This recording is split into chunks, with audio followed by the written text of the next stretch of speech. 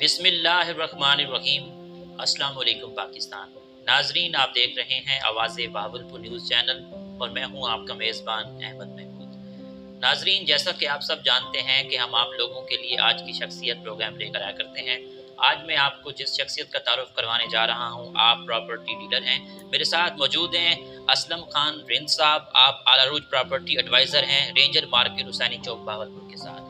आज हम मार्केटिंग के हवाले से बात करेंगे, प्रॉपर्टी के हवाले से बात करेंगे, प्रॉपर्टी यूनियन के हवाले से बात करेंगे, रजिस्ट्री के हवाले से बात करेंगे। आइए बात करते हैं। अस्सलाम वालेकुम सर। वालेकुम अस्सलाम। सर कैसे हैं आप? अल्लाह का शुक्र है, खैरियत से हैं? ठीक। सर आपने प्रॉपर्टी का बिजनेस कब शुरू किया? मैंने प्रॉपर्टी का बिजनेस सर अल्हम्दुलिल्लाह 2005 में सर। 2005 से आप प्रॉपर्टी का बिजनेस कर रहे हैं। तो इस बिजनेस में आके क्या चीज अच्छा, ये बिजनेस कैसा लगा आपको? बिजनेस अच्छा लगा अल्हम्दुलिल्लाह। अगर इसकी यूनियन के हवाले से बात करें, प्रॉपर्टी एडवाइजर के हवाले से, आपके सदर कौन है? यूनियन कैसी है? हमारे सदर चौधरी इजाज साहब हैं, लेकिन यूनियन हमारी मजबूत नहीं है। बस हर बंदा अपनी मर्जी अपने बल बोते हुए जी रहा है, यानी कि कंप्लीट नहीं है हमारी यूनियन। जो है ना, जैसे एक मजबूत होना चाहिए, आपस में एका होना चाहिए, वो नहीं है। आपकी ये प्रॉपर्टी जो है किसके साथ एफिलिएटेड है? मसलन मतलब किसी के साथ एफिलिएटेड या प्राइवेट ही आपका है? प्राइवेट ही। किस तरह की डीलरशिप करते हैं आप?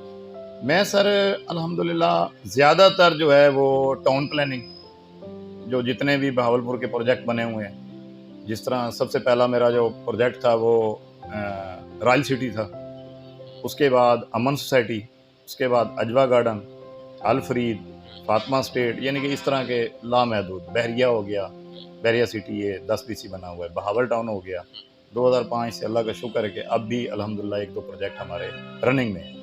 हाँ, बहावलपुर के हवाले से बात करें तो माशाल्लाह आप 2005 से इस बिजनेस में हैं जी। तो बहावलपुर में ज़मीन का रेट के हवाले से बात करें, प्लाट्स के रेट के हवाले से बात करें, क्योंकि बाहर से लोग जो है अपने बच्चों को पढ़ाने के लिए घर ले रहे हैं जी, तो रेट पहले की निस्बत अब कितना इंक्रीज हुआ, इस बारे में बताइएगा।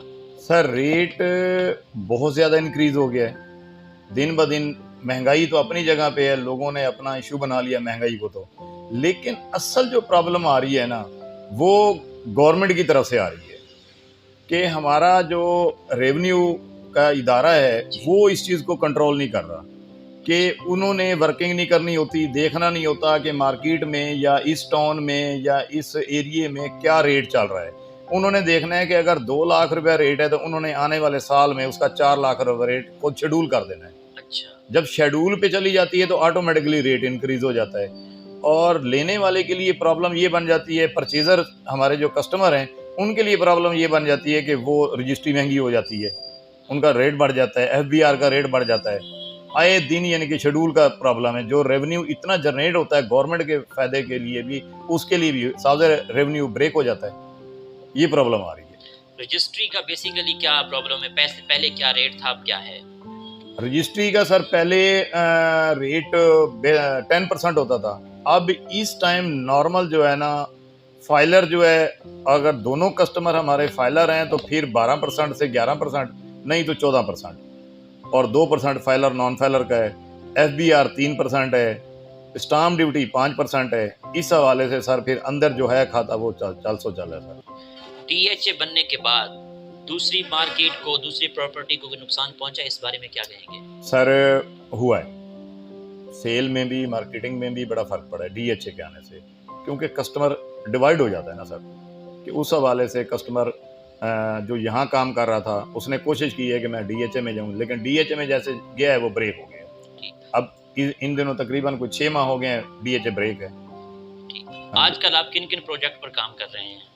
मेरे सर 2 प्रोजेक्ट हैं। एक मेरे पास कराची की पार्टी है, उसने कोई रकबा मांगा है मुझसे यहाँ कोई 100 एकड़, वो मैं अल्हम्दुलिल्लाह उनके लिए वर्किंग कर रहा हूँ।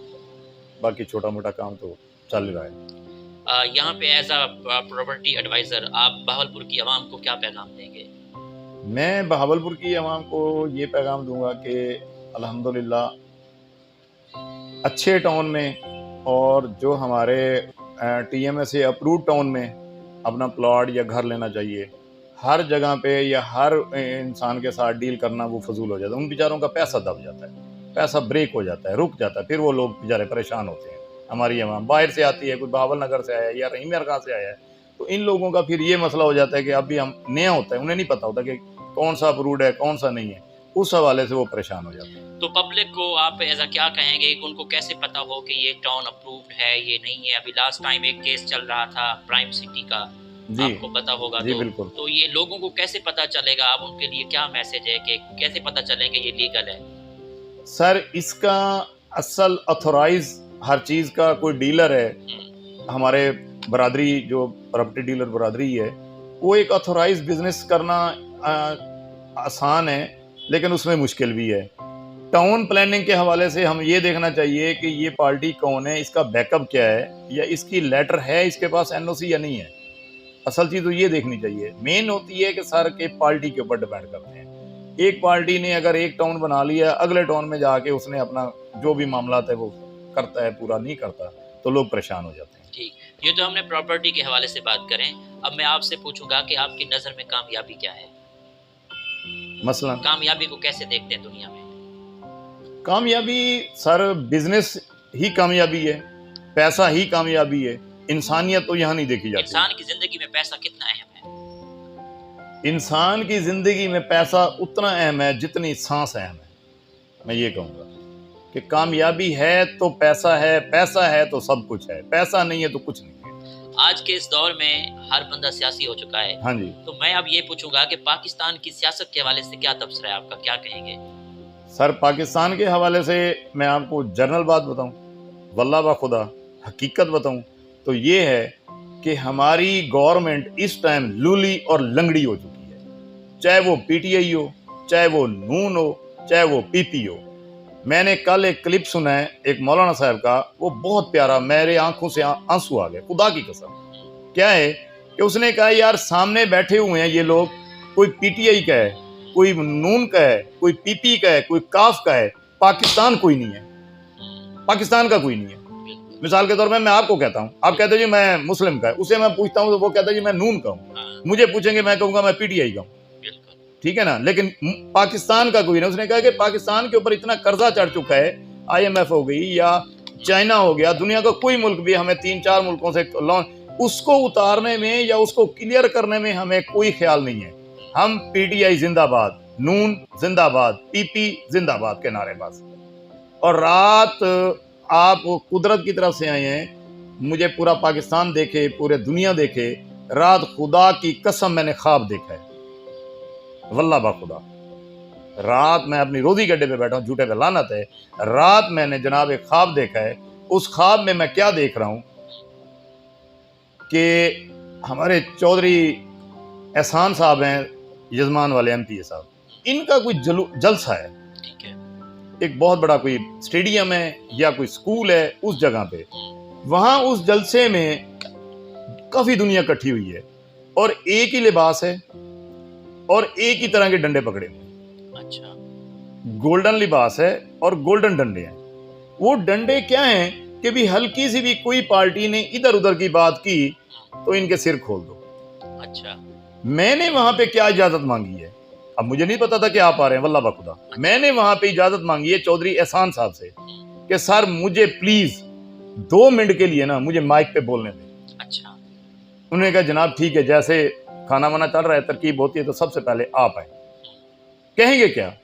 मैंने कहा सर मैं ये हाथ जोड़ के कहूंगा, खुदा का नाम लो, ये पार्टियां छोड़ो, पाकिस्तानी बनो, ये पार्टियां छोड़ो, पाकिस्तानी बनो, कि अपना भी ख्याल करो, अपने बच्चों का भी ख्याल करो, सबसे पहले अपने मुल्क का ख्याल करो। मुल्क है तो हम हैं, मुल्क नहीं है तो हम नहीं है। आपने यजमान की बात की है, यकीनन मैं एक सवाल पूछूंगा आपसे। तारिक बशीर साहब फेडरल मिनिस्टर की लीडरशिप को कैसा देख रहे हैं?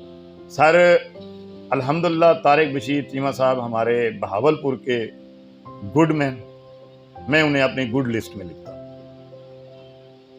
आम से बंदे हैं, मजदूर बंदे हैं हम, लेकिन उस जैसा नहीं है हमारे बहावलपुर। सियासत के हवाले से, फेडरल मिनिस्टर के हवाले से, जो भी सीट पे बैठा हो, अल्लाह ने उसे इज्जत भी दी है, अल्लाह ने उसे नॉलेज भी दी है। अगर डेवलपमेंट के हवाले से बात करें तो तारिक बशीर चीमा साहब ने यजमान का नक्शा ही बदल दिया है। तो अगर कोई डेवलपमेंट आपके माइंड में है तो हमें, हमारे नाज़रीन को बताएं। यजमान के हवाले से, यजमान के हवाले से यजमान के हवाले से तो सर चीमा साहब ने तो उसको इतना कर दिया है कि कोई गुंजाइश ही नहीं है। एक छोटी मोटी कमी थी माशाल्लाह रोड की, और उसके बाद डबल रोड की, उसके बाद थी सुई गैस की, वो भी कहां से कहां पहुंचा दी माशाल्लाह। इसमें उसके मुकाबले में कोई नहीं है। आप as a citizen, as a शहरी पाकिस्तान का होने के नाते आपको क्या लगता है कि आने वाले दौर में किसकी हुकूमत होगी, क्या तबसरा है? बहुत मुश्किल सवाल है। यहाँ खिचड़ी पक चुकी है सर। यहाँ कोई फैसला करना या किसी के बारे में कहना कुछ नहीं कहा जा सकता। मैंने जिंदगी में 2 दफा वोट दिए हैं सर। अच्छा। मैंने जिंदगी में 2 दफा वोट दिए हैं, और वो 2 दफा मैंने इमरान खान को दिए हैं। अच्छा। लेकिन इमरान खान की हुकूमत को 2 साल देखने के बाद मैंने माजरत कर, मैंने कहा आज के बाद इस बंदे के पीछे नहीं। आपको क्या लगता है पाकिस्तान में ऐसा लीडर जो आपको अच्छा लगता हो, आप सोचते हो कि ये लीडर अच्छा है, जो आप दिल से उसको पसंद करते हो? जैसा कि आपने कहा है कि मैंने इमरान खान को वोट दिया है, 2 साल के बाद आपने कहा कि नहीं, इमरान खान नहीं कुछ नहीं कर रहा। क्या लगता है कौन सा लीडर आपको अच्छा लगता है? सर देखा जाए ओवरऑल, देखें मैं एक बात करता हूं कि इंसान को किसी पे बात करने पे पहले अपनी गिरेबान में झांको। अगर मुझे किसी चीज़ का एक्सपीरियंस है, मैं इस सीट पे बैठा हूं, मैं अपना रोजी बच्चों की कर रहा हूं, तो आप इस सीट पे बैठ के मेरे वाला काम नहीं कर सकते। इसी तरह वो लोग हैं ना, नवाज शरीफ है, शहबाज शरीफ है, प्रैक्टिकल है, तजर्बाकार लोग हैं। आज चीमा साहब की सीट पे मैं चला जाऊं तो फजूल है वो। मैं कहूँ ना मैं चीमा साहब की सीट पे पहुंच जाऊं, वो गलत है। इमरान खान बेसिकल अच्छे लीडर हैं, मानते हैं, ईमानदार हैं, लेकिन टीम तो वही है ना पीछे वाली। उस ईमानदारी को हम क्या करेंगे? तो इस हवाले से तो वो पीछे ठीक था, नून ही ठीक थी, और आगे भी, क्योंकि नून की सारे देखें, हमें रोजी किसी ने नहीं देनी, मेरे अल्लाह ने देनी है, रिस्क में जाने वाला। लेकिन नून का हमने ये देखा है 35 साल 40 साल के अंदर कि उन्होंने प्रोजेक्ट दिए हैं, उन्होंने पाकिस्तान के लिए कुछ ना कुछ किया है सर। इसने 4 साल में कुछ नहीं किया, कुछ भी नहीं किया, फजूल है। ठीक। आखिर में सुनने वालों को, देखने वालों को, बहावलपुर के अवाम को एज अ प्रॉपर्टी डीलर आपका क्या पैगाम है? एज ए प्रॉपर्टी डीलर अल्हम्दुलिल्लाह अल्लाह ताला सबको खुश रखे। सेहत तंदुरुस्ती है, सेहत है ज़िंदगी है, सेहत नहीं है तो कुछ नहीं है। बाकी अल्लाह ताला सबका निगहबान, अल्लाह ताला सबको पाकिस्तान को ज़िंदा रखे। पहले तो पाकिस्तान है तो हम हैं, पाकिस्तान नहीं है तो बहावलपुर की अवाम क्या, पाकिस्तान की अवाम भी हमारे लिए ज़ीरो है। अगर पहले तो हम पाकिस्तान के लिए, अपने घर के लिए दुआ करें कि हमारे पाकिस्तान की खैर हो, कि अल्लाह ताला हमारे पाकिस्तान की खैर रखे, और हमारा कोई भी लीडर बनता है तो उस लीडर को अल्लाह ताला अपने हजूर के सदके हदायत दे और हमारे पाकिस्तान के लिए बेहतर सोचे। बहुत शुक्रिया सर, थैंक यू जी। तो नाजरीन, आपने आज की शख्सियत प्रोग्राम सुना। एक नए प्रोग्राम में मुलाकात होगी, तब तक अल्लाह हाफिज़, अल्लाह निगहबान, पाकिस्तान जिंदाबाद। जी नाजरीन, मोहम्मद असलम खान रिंद साहब का इंटरव्यू करने के बाद एक सवाल माइंड में आ रहा है। हर चीज़ में, हर फील्ड में मुश्किलात का सामना होता है, तो असलम साहब से जानते हैं कि आपको इस प्रॉपर्टी की फ़ील्ड में किन किन मुश्किलात का सामना है और कौन कौन से मसाइल हैं जो आपको दरपेश आते हैं। जी जनाब। जी, हमें डीलर बरादरी को जो मुश्किल परेशानी जो आती है ना सर, वो ये आती है कि मेन चीज़ है कि हम एक्साइज टैक्स भी पेड करते हैं, और उसके बाद अपना फाइलर भी हैं।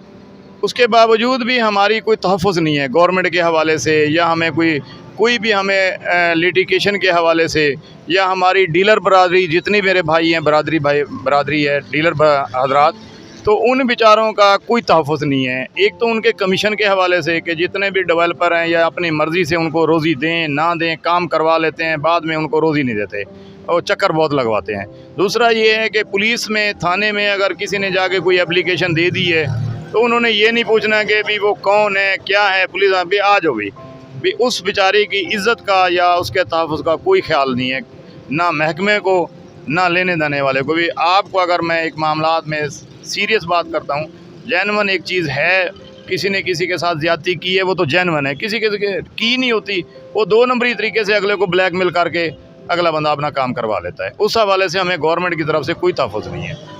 ये जो आपकी यूनियन है, वेलफेयर बनाई हुई है, जो आपके प्रॉपर्टी के जो सदर हैं, वो इस हवाले से तामन नहीं करते, कोई मसला मसाइल हो? सर सदर साहब बस करते भी हैं, नहीं भी करते, मर्ज़ी के मालिक हैं। मूड हो तो आ जाते हैं। हर बंदा फिर अपनी जो आजकल तेज़ी लगी हुई है महंगाई की, सिस्टम की, टाइम की, उस हवाले से कोई बंदा प्रॉपर किसी का दुख नहीं बर्दाश्त कर, वो नहीं बांट सकता, क्योंकि हर बंदे को अपनी है।